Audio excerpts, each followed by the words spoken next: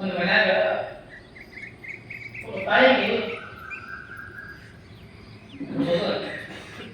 ಬಹಳ ಪ್ರೀತಿಯಿಂದ ಮಗನಿಗೆ ತಾಯಿ ಜಪ ಮಾಡ್ತಾರೆ. ಅಷ್ಟಕ್ಕೆ ಮಗನ ಬಿಟ್ಟು ಯಾಕೆ ಆಗ್ತಿಲ್ಲ, ಅಷ್ಟ ಮಗನ ಪ್ರೀತಿ. ಯಾಕೆ ಮಗ ಅಂದ್ರೆ ಅಷ್ಟು ಪ್ರೇಮ. ಮಗನ ಬಿಟ್ಟು ಎಂದು ಕೂಡ ಮುಕ್ತಿಲ್ಲ. ಅಷ್ಟು ಮಗನಿಗೆ ತಗೊಂಡೇ ಅದು ಅಷ್ಟು ಕೆಲಸ ಮಾಡ್ಬೋದು. ಮಗನಿಗೆ ಹಾಲು ಉಳಿಸೋದು, ಉಣಿಸೋದು, ಬಟ್ಟೆ ಉಳಿಸೋದು ಅಷ್ಟು ಪ್ರೀತಿ ಮಾಡ್ತಿದ್ದು.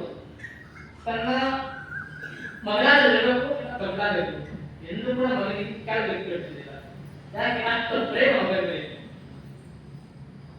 ಆದ್ರೆ ಸ್ವರ್ಗದಷ್ಟು ಅದೇ ಮಗ ಸ್ವರ್ಗ ಬಿಟ್ಟು ಆಸೆ ಮಾಡ್ತಿದ್ದ. ಅವಾಗ ತಾಯಿ ಎತ್ಕೊಳ್ತಾರೆ. ಒಂದ್ ದಿವಸ ಕೂಡ ಮಗನಿಗೆ ಕೆಳಗೆ ಬಿಡ್ತಿರ್ಲಿಲ್ಲ. ಒಂದಿಲ್ಲ, ಎರಡಲ್ಲ, 4 ವರ್ಷ ಕಳೆದು ಮಗು ತಾಯಿ ಮಗನಾಗಿ ಇಲ್ಲ ತಪ್ಪಲಾಗಿ.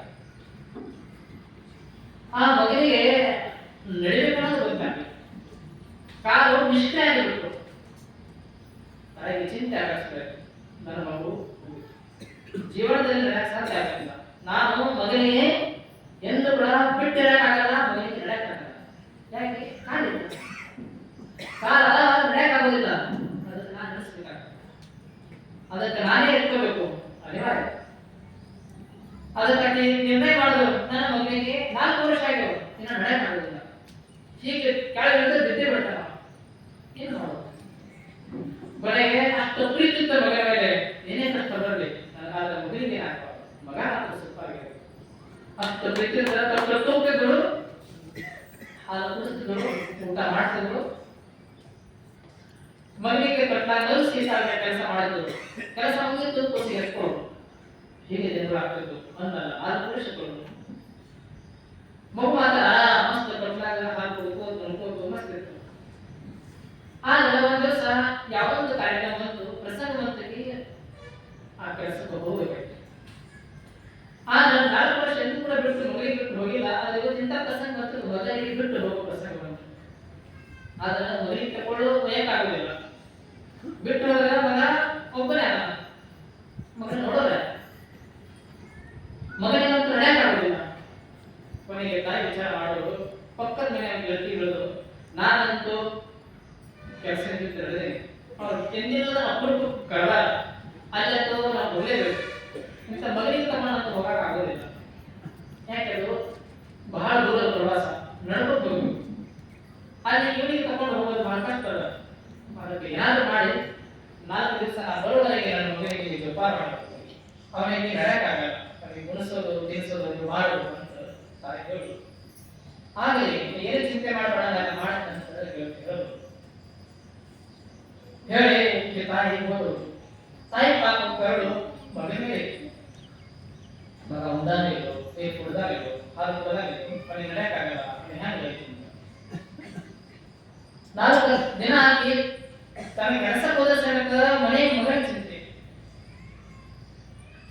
ಆಗ ಈ ಕೆಲಸ ಪಕ್ಕದ ಗೆಳತಿದ್ದಾರಲ್ಲ, ಆ ಗೆಳತಿ ಮಾಡಿದ್ರೆ ಚಲೋ ಬಂದ್ರು ಮನೆಗೆ ಬಂದು ಬಿಸಿ ಬಿಸಿ ಅಡಿಗೆ ಮಾಡೋದು. ಅನ್ನ ಅದಕ್ಕೆ ತುಪ್ಪ ಹಾಕಿ ಹಾಲು ಚಲೋ ಹಾಲು ಕಾಸಿ ಕೆನೆ ಹಾಲು ಕಾಸಿ ಇಟ್ಕೊಡು.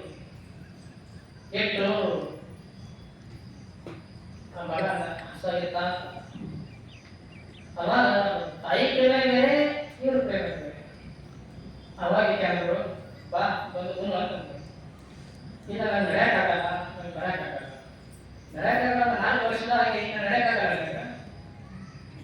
ನೀವು ಉಳಿಬೇಕಾಗಿತ್ತಂದ್ರೆ ಬಾ ಮತ್ತೆ ಬಿಡು. ಬಿಸಿ ಬಿಸಿ ಅನ್ನ ಮಾಡಿಟ್ಟ ಇಟ್ಟು ಹೋಗ್ಬಿಟ್ಟ.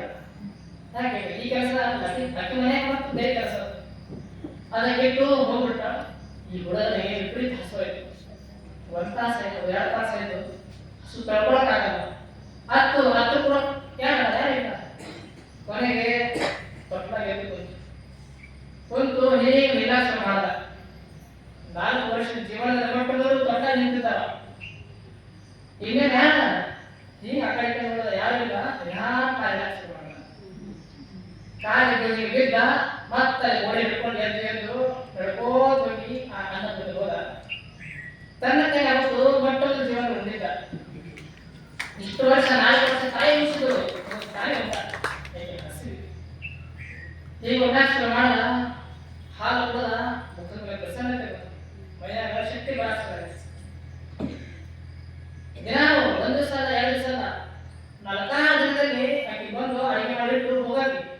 ಇವಾಗ ನನಗೆ ಕೂಡ ಅಂತ ನಾ ಕೊಡಕ್ಕೆಲ್ಲ ನೀ ಬಂದ್ರೆ ಕೊಡು ಅಂತ ಹೋಗು ನಯ ಕೊಡ್ಲಿ ಅಂತ. ಯಾಕೆ ನನಗೆ ಗೊತ್ತಿತ್ತು ಅತಿ ಪ್ರೀತಿ ಮಾಡಿ ಮಗ ಕೆಡ್ಸಾಡ. ಈ ಮಗ ತನಕ ನಡಿಬೇಕಾದ ಅವ ತಾಯಿ ನಡಿಬೇಕಾಗ್ತದೆ. ಈಗ ನಾನು ನಡೆಸಿದ್ರೆ ಅಲ್ಲಿ ನಡೆಯಕ್ಕಾಗಲ್ಲ. ಯಾಕೆ ತಾಯಿ ಅತಿ ಪ್ರೀತಿ ಮಗನಿಗೆ ನಾವು ಮಾಡಿ ಅದಕ್ಕೆ ಮಗ ತನಕ ನಡಿಬೇಕಾದ ನಾನು ನಡೆಸಕ್ ಮಾಡ್ಬೇಕಾಗ್ತದೆ, ಅವನಿಗೆ ಕಷ್ಟ ಪಡಬೇಕಾಗ್ತದೆ.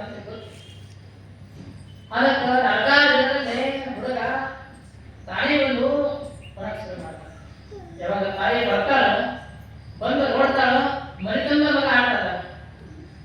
ತಾಯಿ ಎಲ್ಲಿದ್ದ ಸಂತೋಷ, ಜೀವನ ತಿಳ್ಕೊಂಡಿದ್ರು ಮಗನಿಗೆ ನಡೆಯಕ್ಕಾಗೋದಿಲ್ಲ ಅಂತ ತಿಳ್ಕೊಂಡಿದ್ರು. ಆದ್ರೆ ಆಕೆ ಗೊತ್ತಾಯ್ತು, ಆಕೆ ಗೊತ್ತು ಹೇಳಿದ್ರು ಏನ್ ಪವಾಡ ಮಾಡಿದೆ, ಎಲ್ಲಾ ಬಗ್ಗೆ ತೋರಿಸ್ಬೇಕಂತ ವಿಚಾರ ಮಾಡಿದೆ, ತಿಳ್ಕೊಂಡೆ. ಹಣ ಹಾಕಿ ಪ್ರಯೋಜನ ಇಲ್ಲ, ಮಗನೇ ಮತ್ತೆ ನಡೆಯಕ್ಕಾಗೋದಿಲ್ಲ. ಏನ್ ಔಷಧ ಕೊಟ್ಟಿಲ್ಲ ಮಗ ನಡೆಯೇ ಮಾಡ್ಬೇಕು.